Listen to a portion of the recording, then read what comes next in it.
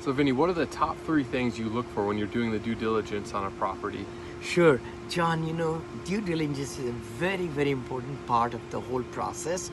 The very first thing we definitely want to do is the financial due diligence. That is making sure all the numbers that the seller is telling us are correct, from the rent rolls to the leases to security deposits and all the information, the qualifications of getting them into that.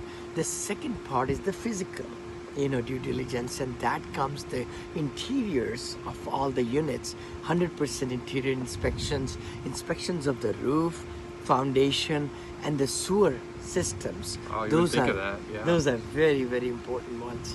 Secondly, then the third, you have to also allocate like capex. Capex is one, what things need more money.